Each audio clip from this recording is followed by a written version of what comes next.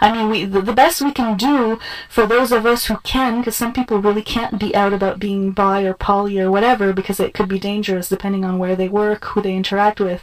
But those of us who can be without too many risks, I think that we kind of need to be, and I'm not saying that everybody has to be, but I feel sometimes that it's important that some of us are out to help people see that we're, you know, quote-unquote normal people, and that we're not, you know, killing and raping babies or, you know, committing vandalism or anything like that. So I think that's the only thing, is through exposure to people who are just living their lives like anybody else and who are open about having an quote-unquote alternative lifestyle. In your work with Unité Montreal and in your own personal experiences, what are some of the most negative experiences that bisexuals may have had after coming out that you know of? Well, this is mostly secondhand information. I haven't really had that many negative experiences, but I do have friends who have either had parents who kind of were in denial about it, in some case pushed them away a little bit. In other cases, didn't push them away, but just didn't want to talk about it. Say if a female would be in a relationship with another female, maybe her parents would not really want to address the fact that she was in a same-sex relationship. I've heard of people being picked on at work if they came out, or if they were suspected of being queer. Maybe not specifically bisexual, but if people suspect you have a same-sex attraction, they just kind of label you as gay or lesbian anyway. You know, things like that. I haven't heard specifically of a bisexual person being beat up or anything like that because they were bi specifically, but it could have happened. I just haven't heard about it. In your own profession, what do you do? I teach in a cégep. And are you open about your sexuality with your students? Well, it doesn't really come up. I don't hide it, but I don't necessarily come into class, "Hi, I'm Nancy, I'm your anthropology teacher, and I'm going to be, you know, and I'm bisexual." You know, and it's like that in general. I'm not, if it's not in context, if it doesn't come up, you know, but I don't hide it. If somebody were to ask me, in one case I had a class where we were talking about sexuality in a cross-cultural context, and the issue of same-sex relations came up, and some of them were just like, "Oh, that's disgusting, it's unnatural," and the discussion went on, and I was trying to calm them down. And one woman asked me, I don't know, she just came out of the blue with, "Are you telling me that you could fall in love with a woman and spend your life with her?" And I'm like, "Yeah." And then it's like, so it's that kind of thing that where if it comes out and I'm asked, I'll say it. But you know, again, it's like I was on the Sex Files, Discovery Channel interviewed me on bisexuality, so people have been coming up to me and say, "Oh, I saw you on TV, so you're bi, eh?" So I'm very public about it, so I do interviews like this on radio and on TV, so people undoubtedly see me, so in that sense I don't hide it. Any resistance from your family? Not at all. I have a gay brother, so and he's been out for a while, and the family's been very accepting of it, so by the time I came out as bi, there wasn't really any taboo there anymore. It just wasn't an issue. It's like, "Oh, okay, I never would have thought that, but okay."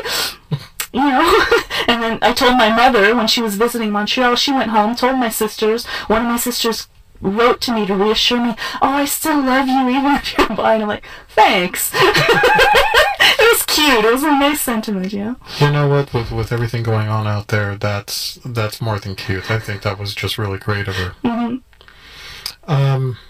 You have a son? Yes. And how old's your son? He's 6 years old. 6 years old. Mm-hmm. When he gets older and he starts asking you questions about sexuality, how are you going to bring up the topic that you're bi, and will it even be an issue, do you think? Bad. No sex. No, I mean, just kidding. Just kidding. I had to be a little bit evil. No, I'm going to be open about it in terms of, letting them know about all these diverse forms of sexuality and of sexual orientation and love and attraction. Yeah, love is in it too. People sometimes think it's all about sex, but love and he's going to be free to be whoever he wants to be, and he's going to know that I'm bi because he's going to know that sometimes mommy has a girlfriend, sometimes she has a boyfriend, and that's okay. He's just going to grow up in that kind of open atmosphere.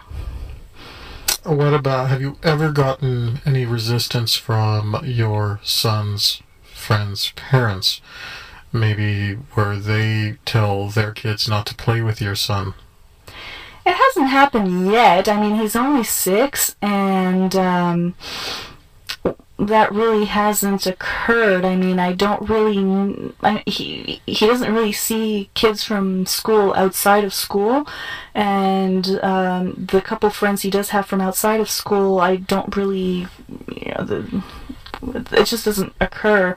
The only time something ever came up was at his birthday party when another bisexual friend of mine who was there with her daughter, and we were talking about the Unité Montréal, and then this other mother was asking us, oh, what association is this? And I just told her it's Association of Bisexuals, and she was like, oh, okay. And she looked a little bit puzzled, but then she was listening and she was kind of curious, so she was open. So I haven't, nothing negative has happened yet. I'll keep you posted. Does that ever worry you that, sometime down the road, your son might get picked on because you've been so open about your life? It does cross my mind sometimes that he could at some point be somehow penalized somewhere by someone because of who his mother is. And that has crossed my mind a few times. It has scared me a little bit. And at the same time, I'm like, if everybody shut up and went home because of that kind of fear, then nothing would get done. So I think that the best I can do is give him the tools that he needs to cope with being picked on if he ever is. And that's, teach him to be able to defend himself. I'm not pro-violence, but I certainly want him to be able to defend himself if things get violent. I don't want him to just say, yes, don't beat me up and cower in a corner. So I'm just going to equip him with all the tools he needs to cope.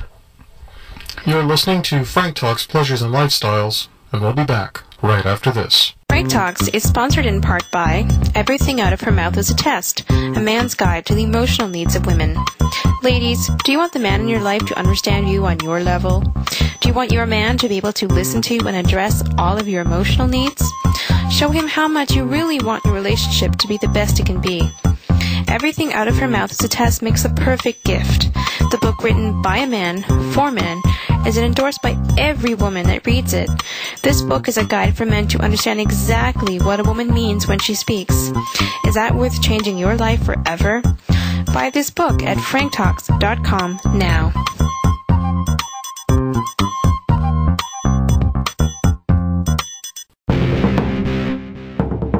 Frank Talks is sponsored in part by the book, I'm a Man, That's My Job, The Philosophy of a Seducer. Your inner game is as unique and personal as your signature or your fingerprints. This book provides you with the means to create your own seduction persona. By this, learn what it means to be a man and attract the women you want. Learn about how men and women think differently and how to take the lead in a relationship. This book is for you at franktalks.com. From Loser to Seducer is the story of Frank B. Kerman. This book marks the triumph of a nice guy over most of his inner demons. This includes going from being a loser to managing 5 lovers at the same time, his first Valentine's date with 2 women at the same time, and getting back the one that got away. Want to learn how you can change your life? Buy this book at franktalks.com.